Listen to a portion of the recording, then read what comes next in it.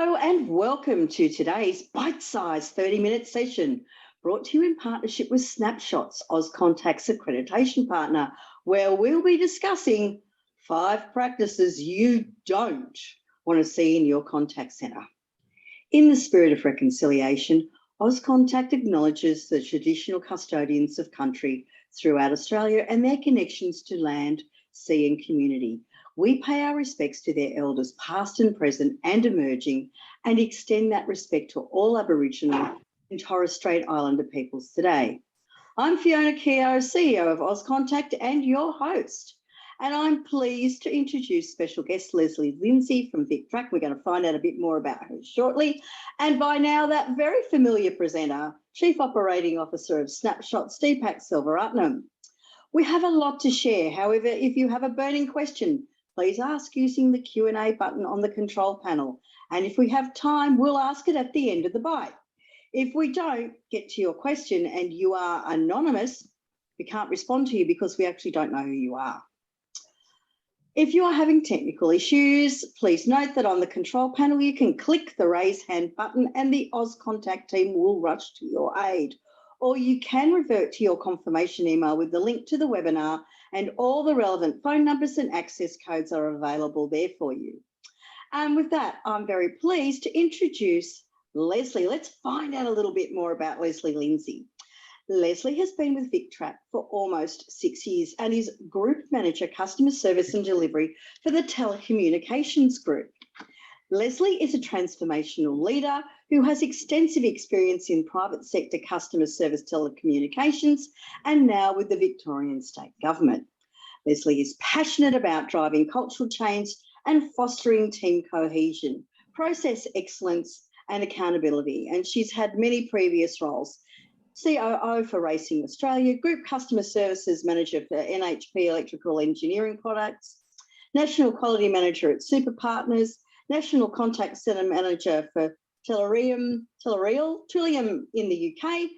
She was the National Vice President of the Australian Customer Contact Management Association, which merged with the ATA in 2014. And her core strengths include key stakeholder management, our strong commercial acumen, and strong service delivery outcomes. So with that, I'm going to hand the microphone to Deepak for a little while, and then I'll be over to Lesley to tell us what we don't want to see in our contact centres. Over to you, Deepak. Welcome. Oh, thank you very much again, Fiona. Very quickly, let me tell you what the Snapshotz Byte will cover today. I'll start with a little bit about Snapshotz for a bit more context. Then we'll talk about the 5 practices in contact centers we want to see rather than what we don't want to see, headed off by Lesley first and followed by me.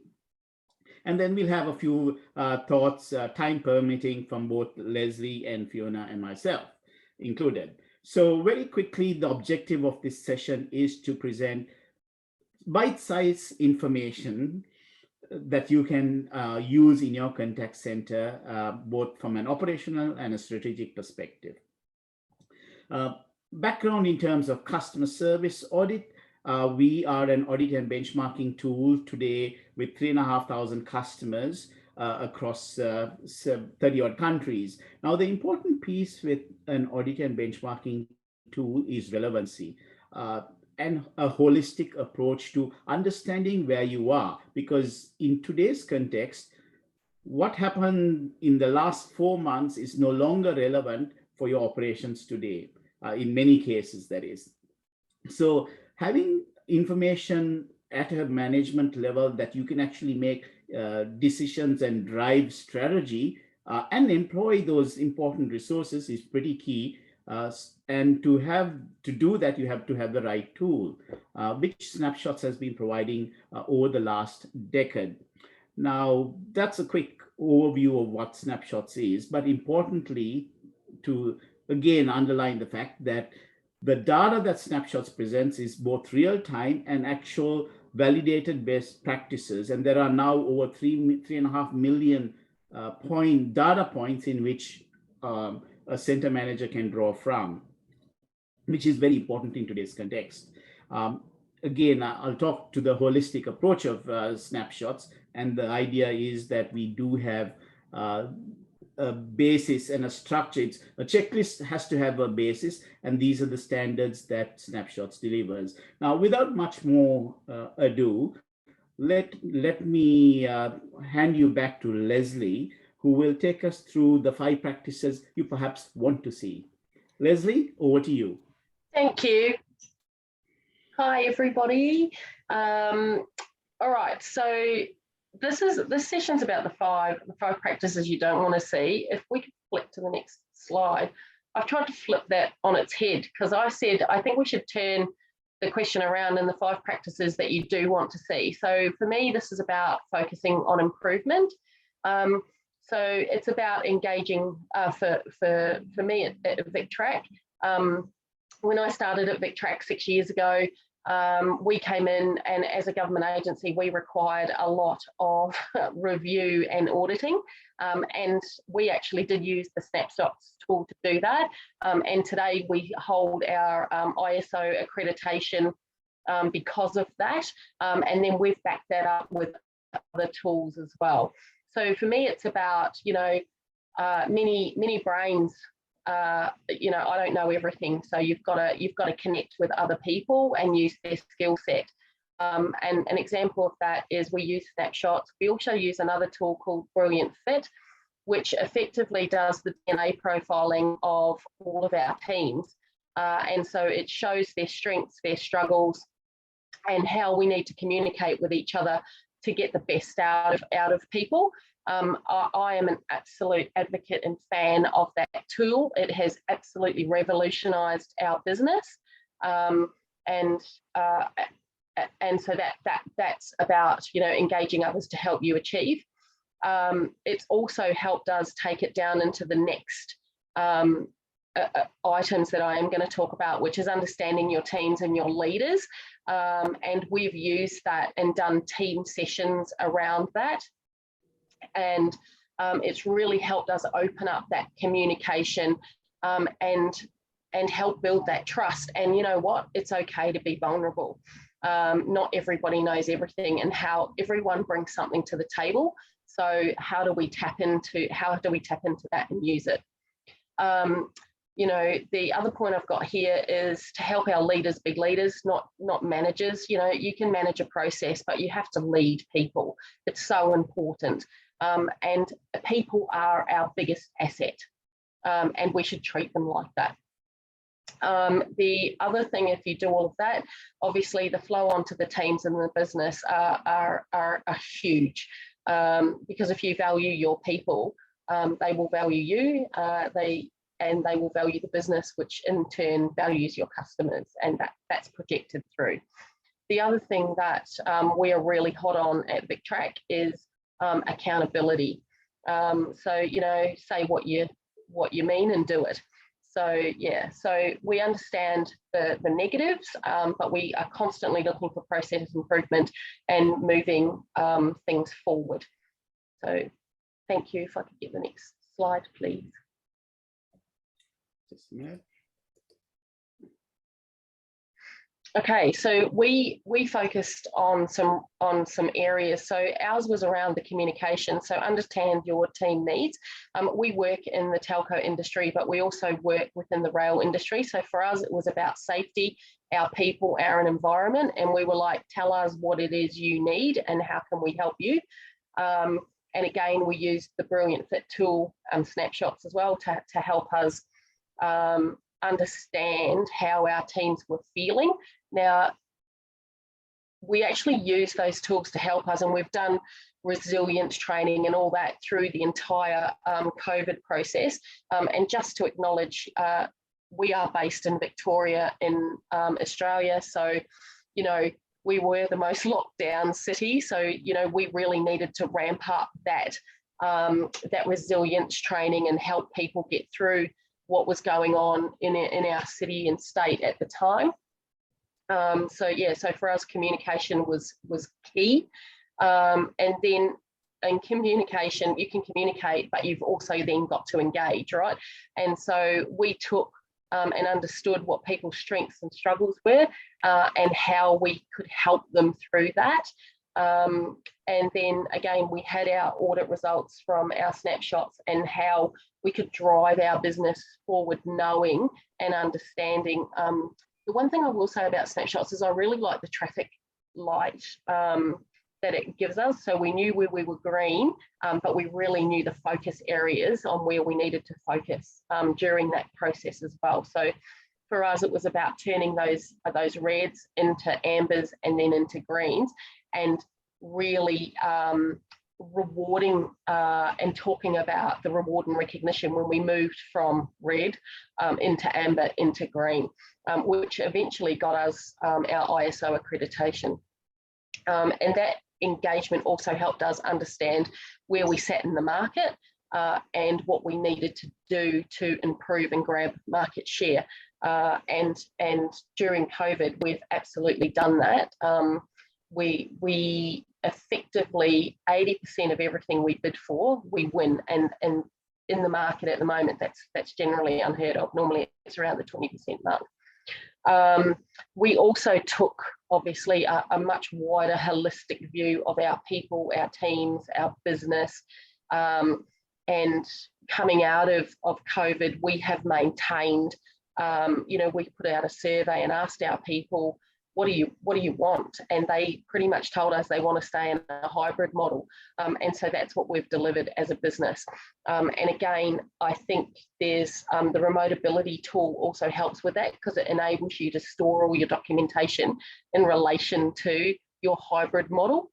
And that has built us so much trust with our teams, because ultimately it's very hard to have a conversation with someone saying you've been off site for 2 years, now we want you to come back on site for 5 days a week. It's ridiculous.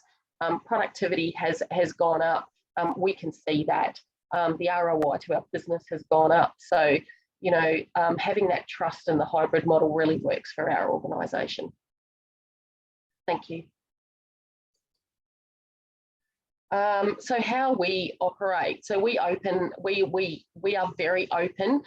We've got a very flat structure.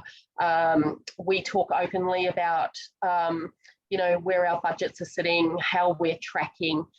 We generally don't hide a lot of information from the team who play a huge part in delivering what the business needs.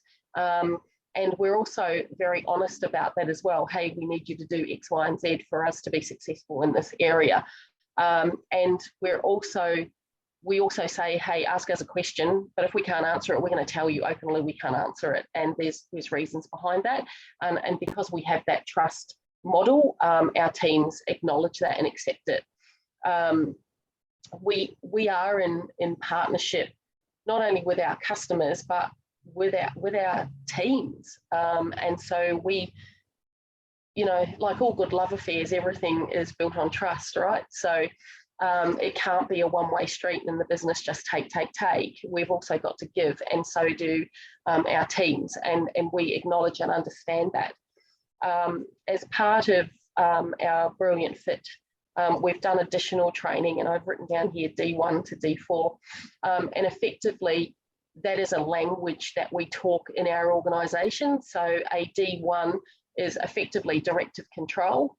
It's been coming down from the business, and we just need to go and do it. D2 is that we do, the business will want my input as the GM of the area into that strategic, and they'll take that feedback and come back to us. D3 is we want everyone to participate, and we'll take your feedback and then we will make a decision. And D4 is the managers, you crack on, do whatever you want to do. We it's over to you. We're not going to micromanage this. So we speak that language. We've briefed everybody in that language. So for us, it's much easier to go into a meeting where, sometimes in business, you have to deliver a very difficult conversation, and we just upfront that and say, hey, everyone, this is a D1 conversation. So if you want to air your, moan to us, that's fine. However, when we leave here, we are going to go and do it. So yes, it's going to be 80% agreement, but it's 100% commitment. And so that language we talk in our business, so people understand what's expected. So thank you. Right. There we go. Thank you very much. Thanks, Dee. I know the questions are going to come at the end, so thank you. Yeah, cheers. Thank you very much again, Lesley. That was very, very insightful. And thank you for sharing how Victrack in itself partners, communicates, engages, and uses tools to drive the business forward. So thanks again for that. And taking on from what Lesley said, in any business, we really want to drive our teams forward, right? We want to be able to engage with our people, as Lesley's been doing, so that they actually help deliver what we need for our customers and for our stakeholders. Now, there are 5 key areas that I have picked that I believe that we should be doing in our world within the contact center. And the first being that we want to actually have a connection between our teams and what the organization is doing. Because sadly, in the context of contact centers, we found that only a quarter of us are actually aligned to what the organization is doing. And a case in point is Victrack, where when you do have your teams aligned, you actually begin to be very productive and have engaged teams right across the business. Right. The second piece is that supervisors bleed people. Now, it is fairly well known right across the world, across many businesses, that your boss is very important to you. And we want to make sure that our supervisors actually understand the value that they are bringing to the business and the importance of actually making sure that their team members are all aligned. Of course, there are various other reasons that an employee or an agent will leave, right? But one of the key areas is your supervisor. So we want to be able to make sure that our supervisors are encouraged, and sometimes in many organizations, they use employee turnover as a KPI.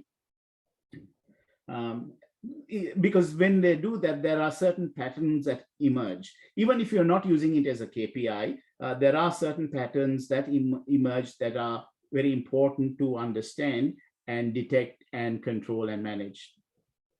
Thirdly, not understanding an agent's life cycle.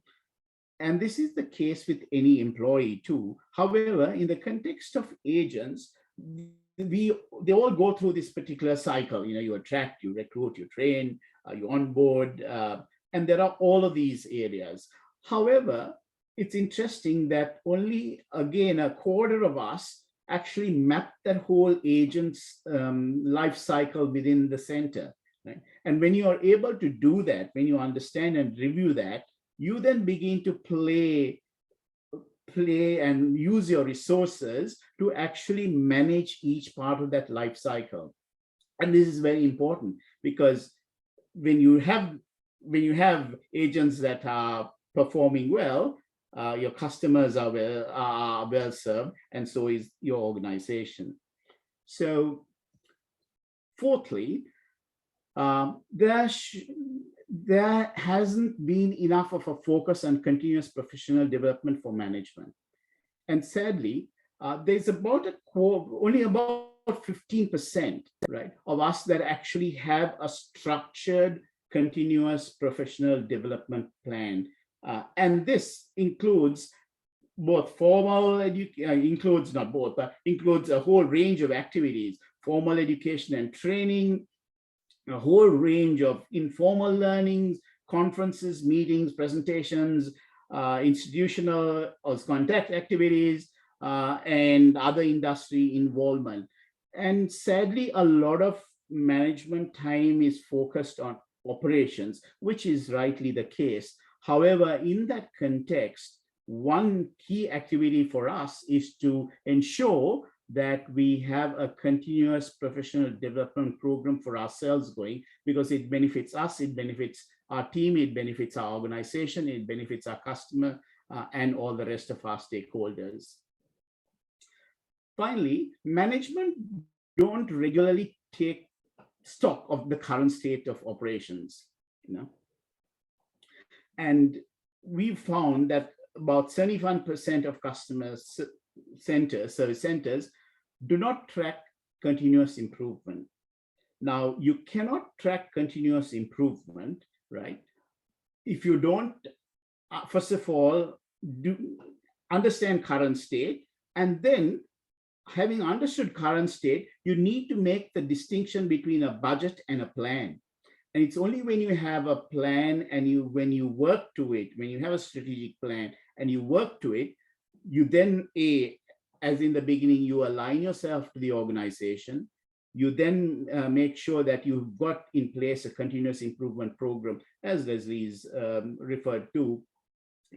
And you then begin to ensure that all your team is all on the same journey with you, and they begin to understand the same language that you're speaking. So when you have all these elements, understanding of where you are currently, building a budget, a plan, and then a budget and milestones along the way, you then begin to ensure that you're communicating right, your team's with you, and your customers will, over that period of time, be well served.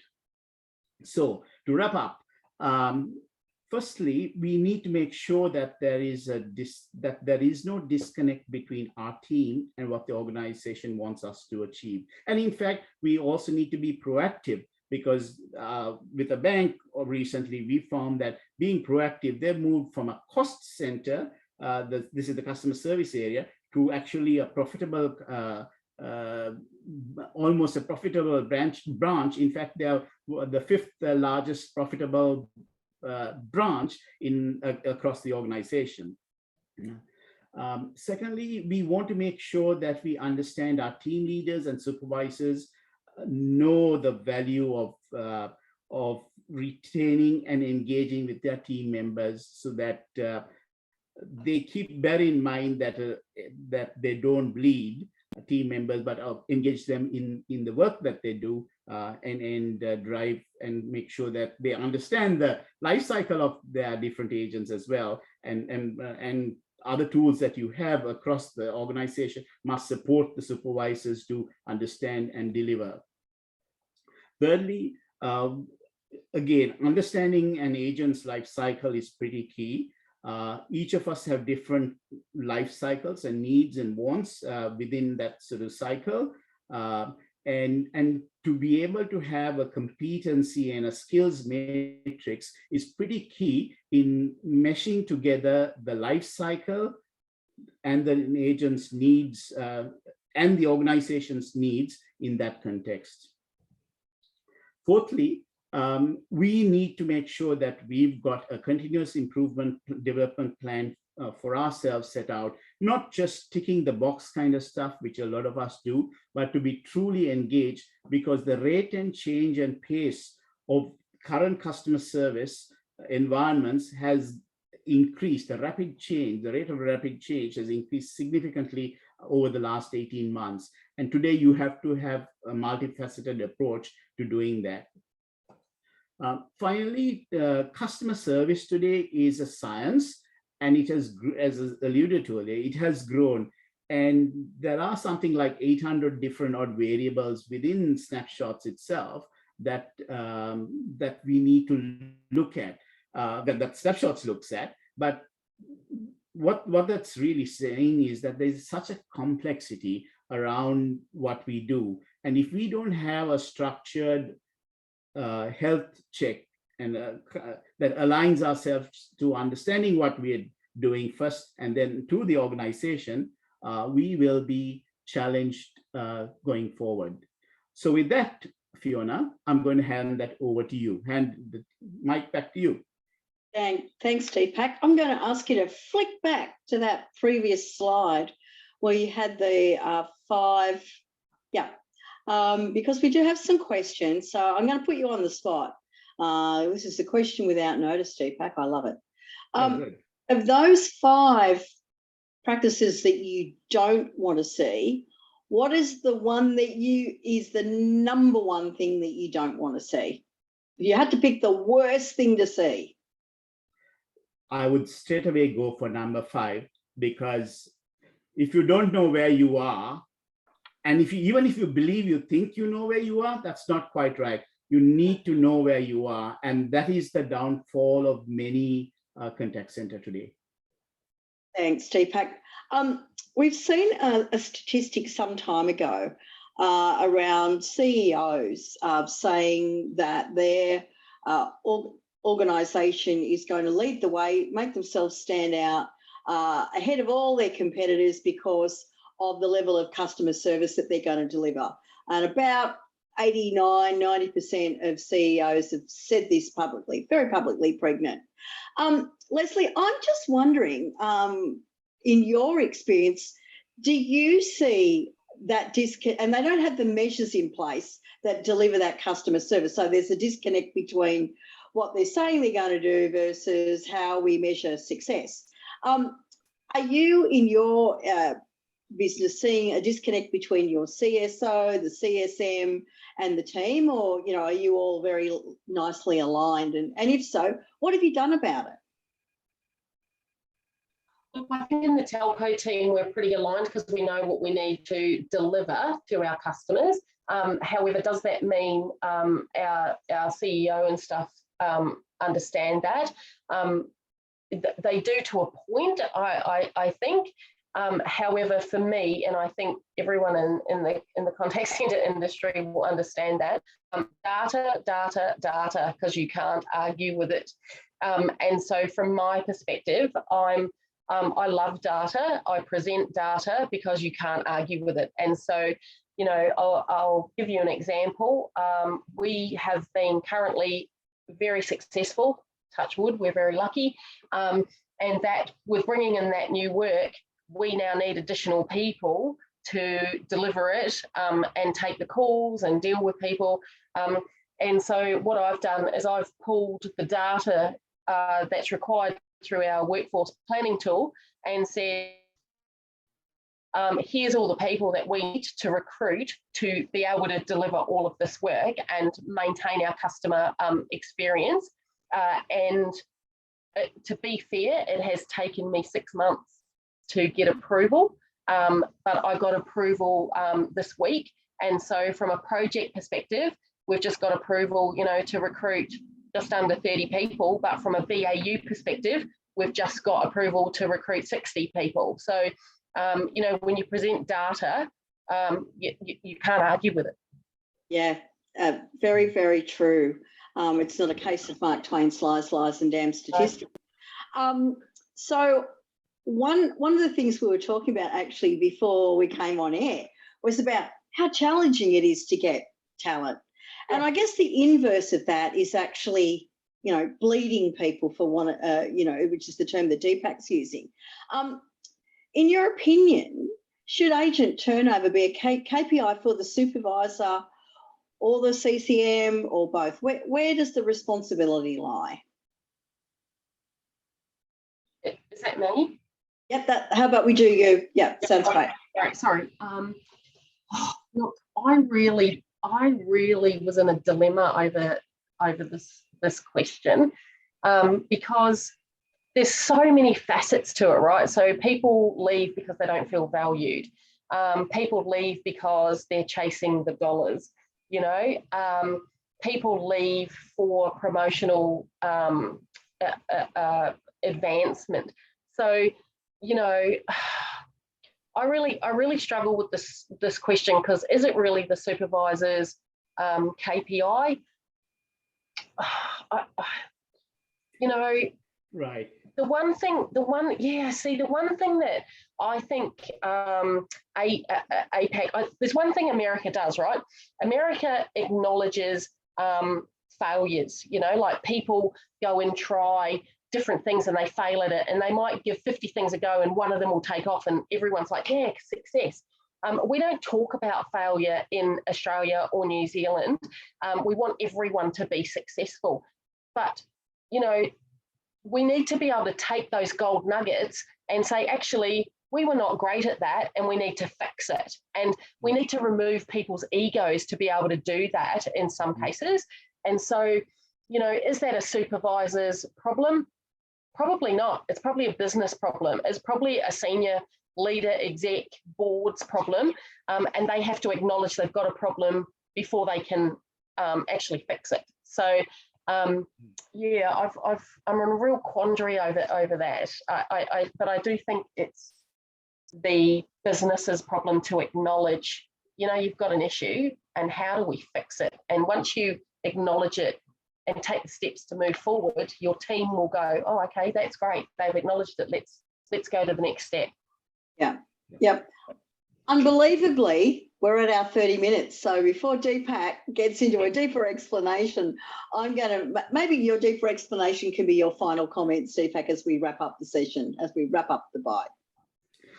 Look, Fiona, no, my deeper explanation could go on for a lot longer, but except to say that having a KPI will mean that there's a greater focus, which means you can capture some of the issues right at the beginning. And to your point, Lesley, there are, there are golden nuggets in terms of people as well as pieces of information that if we bring them all together, it is the organization's responsibility at the end of the day. But it is also the organization's responsibility to ensure that supervisors are acknowledge the fact that management skills are important, and if they don't have that, we need to provide that to them. So that's one of the key pieces.